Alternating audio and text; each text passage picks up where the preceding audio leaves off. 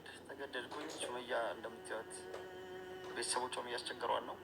ባህር ዳር ላይ ያሉት ክርስትና ተነሺ ልጆቹ ይነሱ አንቺም ተጠመቂ እያሏት ነው እና በአስቸኳይ ተነስቻለሁ። እኔም ወደ ባህር ዳር ለመሄድ ትኬት ቆርጫለሁ። ለአዩም ስነግራት አዩ እንደዚህ እያበደች እያለቀሰች እያስቸገረች ነው።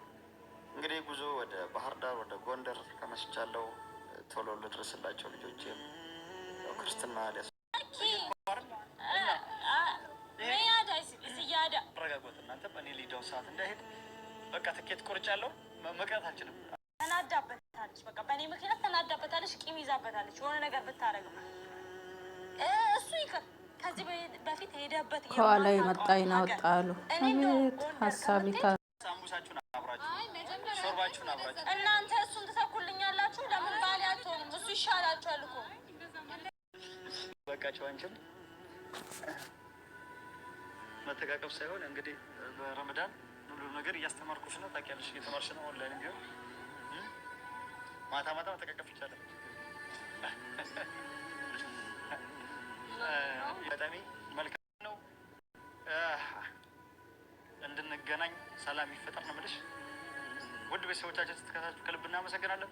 ሰላም አለይኩም ወራህመቱላሂ ወበረካቱ። ባይ ባይ። ቻው። ነገያችሁ ጓደኞቿ እንዴት ይስቁባታል።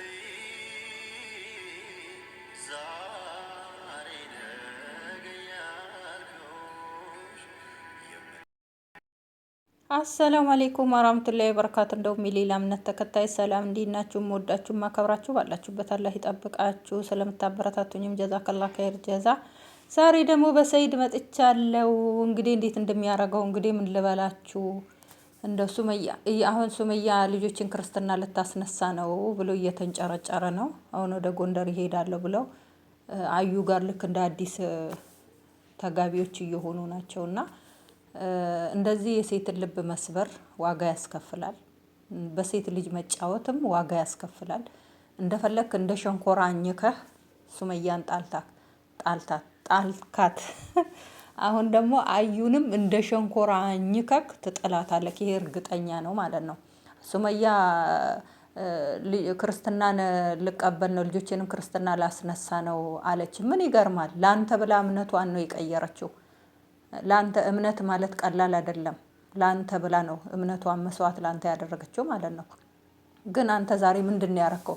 እንደ ሸንኮራ አኝከክ እንደፈለክ ተጠቅመህባት ተጫውተህባት ልጅነቷን ሁሉ ቁርጥምጥም አድርገህ በልተክ ከዛ በኋላ ስትወልድልክ ጥለህ ደግሞ ገና ፍሬሿን ያልተበላቸው ዋጋ ነው የሄድከው ማለት ነው። እቺንም እምነቷን አስቀይረክ ነው ያገባው ማለት ነው።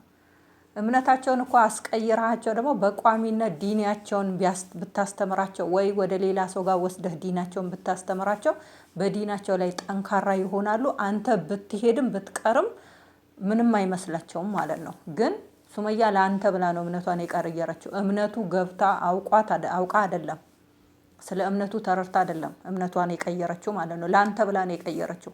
አንተም ደግሞ በእምነት ላይ ጠንካራ ብትሆን ኑሮ እሷንም ጠንካራ ታደርጋለህ።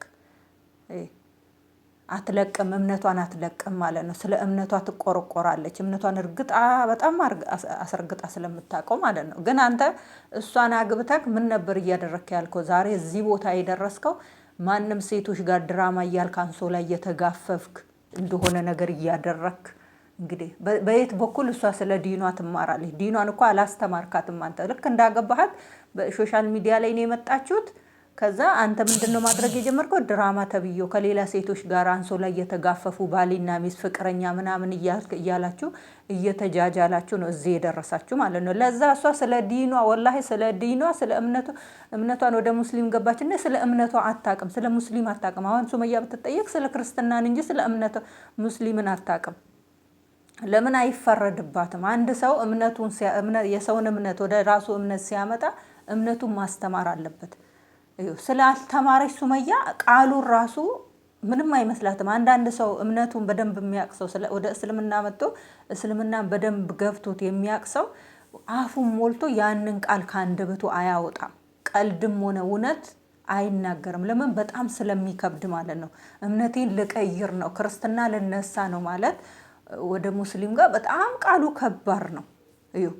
እኛ ጋር በጣም ከባድ ነው ይሄን ቃል መጠቀም ማለት ነው። እነሱ ደግሞ ወደ ሌላ ወደ ክርስትና እምነት ደግሞ ስትሄዱ እነሱ በጣም ደስተኛ ናቸው። እኛ ልባችን እንደሚሰበረው ደግሞ እነሱ ደግሞ ደስተኛ ለምን እምነታቸው ነው። እሷም ወደ እምነታቸው እንድትመለስ ስለሚፈልጉ፣ ለእኛ ግን በጣም ከባድ ነው። በጣም የሚያም ቃል ነው ማለት ነው። ግን ሱመያ ማንም የሚወቅሳት ሰው የለም። ማንም አይወቅሳትም። ለምን ይሄን አደረገች፣ ለምን እንደዚህ ሆነች አላለችም። ዛሬ ስንት ዓመት 11 ዓመት ነው ያለችው ሰይድ ጋር። እሱ 10 ዓመት እሱ 11 ዓመት ወደ 15 ዓመት ነው ስደት የኖርኩት ነው ያለችው። በ11 ዓመቴ ወደ ቤተሰቦቿ ስትመለስ አባቷን በህይወት አላገኘችም። አስቡ። ከእምነቷም አልሆነች ከሷም አልሆነች። ወደ ቤተሰብ ሂዳችሁ ስትቀላቀሉ እምነትን የመሰለ ነገር ቀየራችሁ፣ ወደ ሌላ ሰው እምነት ሁናችሁ ወደ ቤተሰቦቻችሁ ልጅ ወልዳችሁ ትዳር ይዛችሁ ያውን በሶሻል ሚዲያ ላይ ታዋቂ ሁናችሁ ወደ ቤተሰቦቻችሁ ስትቀላቀሉ ባላችሁ አጠገባችሁ የለም፣ እምነታችሁ ከእናንተ ጋር የለም። በጣም ነው ልብ የሚሰብረው። በሱመያ ቦታ ብታስቡት ማለት ነው። እና ቢያንስ የገጠር ሰዎች ስለሆኑ ነው እንጂ ተቀበሏል። አሁን የከተማ ሰው ቢሆን ሶሻል ሚዲያን ይጠቀማል። በደንብ አድርገው ነው ሶሻል ሚዲያን የሚጠቀሙት። እና በጣም ብዙ ልጆች በሶሻል ሚዲያ ላይ እምነታቸውን ሲቀይሩ ገለልተኛ ሆነዋል ከቤተሰቦቻቸው ማለት ነው። ሌሎቹ እንደውም ከቤተሰቦች አይበልጥብኝም ብለው የተመለሱ ልጆች አሉ። ግን እሷ ደግሞ ሂዳ ከቤተሰቦቿ ጋር ተቀላቀለ። ግን ዛሬ ላይ ደግሞ አስገደዱኝ። በጣም እህቴ እንደውም ሰላም እየነሳችኝ ነው። በቃ በጣም ነው እየጨቀጨቀችኝ ያለችው።